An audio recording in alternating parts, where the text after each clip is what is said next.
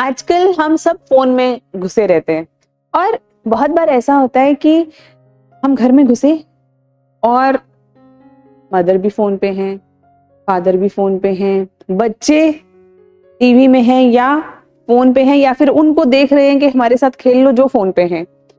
और कई बार हम मीटिंग्स में भी जाते हैं तो लोग बड़े ना कसमसाई से महसूस होते हैं कि उन्हें लगता है कि फोन क्यों नहीं मिल रहा हमें। और ऐसे बहुत सारे बच्चों के पेरेंट्स हैं जो ये कहते हैं कि कई कई दिन हो जाते हैं लेकिन बच्चे अपने कमरे से बाहर नहीं आ रहे। वो अपने कमरे में ही कंप्यूटर पे खेल रहे हैं, उसी पे क्लास भी ले रहे हैं, अपने फोन में ही हैं, या तो फोन में एंटरटेनमेंट कर रहे हैं या पढ़ाई कर रहे हैं या टैबलेट पे हैं या कंप्यूटर स्क्रीन पे हैं या सो रहे हैं, लेकिन कमरे से बाहर नहीं आ रहे।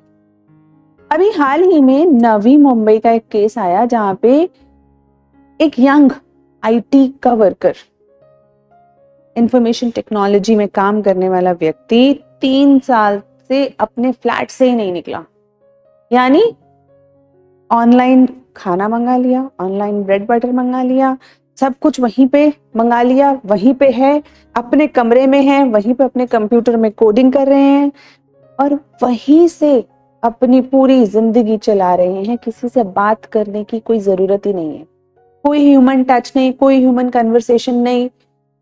हाँ, जो कन्वर्सेशन हो रही है वो स्क्रीन्स के थ्रू हो रही है, चैटिंग चल रही है, बातें चल रही हैं, मैसेजिंग चल रही है, लेकिन ह्यूमन कन्वर्सेशंस नहीं, ह्यूमन कनेक्टेडनेस नहीं है और ह्यूमन सोसाइटी का पार्ट जो सोशियोलॉजिकल एक हमारे कनेक्टेडनेस होती है वो नहीं है। लेकिन क्या ये नेचुरल है? और ऐसा नहीं है कि ये इंडिया में पहली बार हो रहा है, इंडिया में अभी शुरुआत हो चुकी है जहां पर पेरेंट्स बोलते हैं कि बच्चों से कई दिन से बात नहीं हुई है, या हस्बैंड वाइफ साथ रह रहे हैं लेकिन बात नहीं कर रहे हैं, अपने अपने फोन में ज्यादा हैं और अक्सर मैसेजेस पे ज्यादा बात हो रही है रादर देन रियल लाइफ। बच्चों से भी, बच्चे आपस में भी बातें उसी तरीके से कर रहे हैं, तूने ये गेम खेला, तूने ये किया, क्योंकि स्क्रीन से कनेक्टेड है। और ये इंडिया में अब शुरुआत हुई है, लेकिन इससे पहले इस फिनोमेना को नाम भी दे दिया गया है, हिकिकोमोरी। हिकिकोमोरी फिनोमेना बेसिकली क्या है? हिकिकोमोरी इस आइसोलेशन का ही नाम है जो धीरे धीरे गैजेट्स से शुरू होती है, ऑनलाइन प्रेजेंस से शुरू होती है और धीरे धीरे हम इतने एडिक्टिव हो जाते हैं उस चीज के, इतने ज्यादा एडिक्टेड हो जाते हैं कि हमें जो नॉर्मल कन्वर्सेशंस है वो एक्साइटिंग ही नहीं लगती। हमें लगता है बहुत स्लो है, बहुत जल्दी जल्दी क्यों नहीं हो रहा, क्योंकि हमने यहाँ पे व्हाट्सएप खोला, यहाँ पे 4 लोगों से बात कर ली, इससे भी बात चल रही है, इससे भी चल रही है, इसको मैसेज कर दिया, इसको रिप्लाई कर दिया, हम बहुत जल्दी जल्दी में हैं। लेकिन अगर आप किसी से बात करने जाते हैं, अगर आप अपने पेरेंट्स के साथ बैठ के बात करते हैं या बच्चों के साथ बैठ के बात करते हैं या हस्बैंड वाइफ बात करते हैं, दोस्त बात करते हैं, तो वो जो कन्वर्सेशन है वो स्लो है, उसमें आपको उसी एक व्यक्ति पे लगातार ध्यान दे के बात करनी है।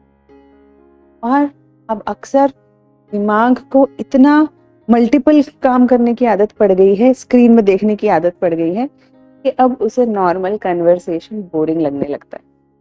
और ये हाइपर एक्टिविटी जब हमारे दिमाग में हो रही होती है तो वो हमें धीरे धीरे और ज्यादा वर्चुअल वर्ल्ड की तरफ ले जाती है, क्योंकि हमें वर्चुअल वर्ल्ड में एक शांति सी मिलती है जहां हमें कोई किसी से बात करते समय कोई दिखावा नहीं करना पड़ता, बहुत एनोनिमिटी रहती है, हम चाहे अपने मैसेज को एडिट कर सकते हैं, कैसे भी कर सकते हैं, क्योंकि शायद रियल लाइफ में हम अपने एक्सप्रेशंस को उतनी जल्दी एडिट नहीं कर सकते।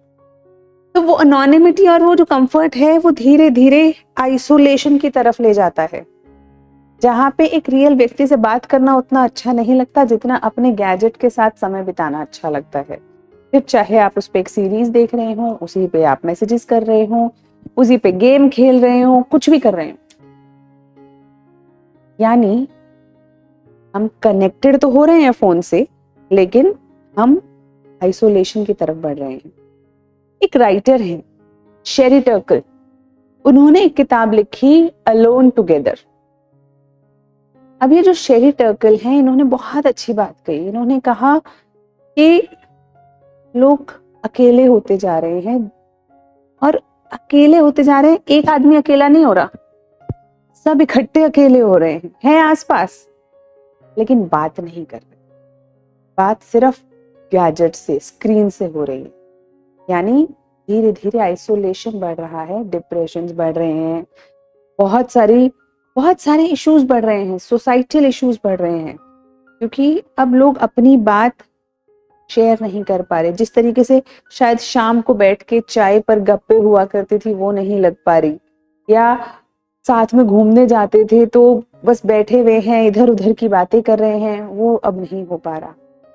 तो कहीं ना कहीं वी हैव टू अंडरस्टैंड कि एक वर्ल्ड वाइड फिनोमेना कुछ है जो आइडेंटिफाई हुआ था, जापान से शुरू हुआ था, बाकी वेस्टर्न कंट्रीज में बहुत बड़ा, और आज इसके कारण वहाँ पे इसके रिपरकशंस भी देखने को मिल रहे हैं।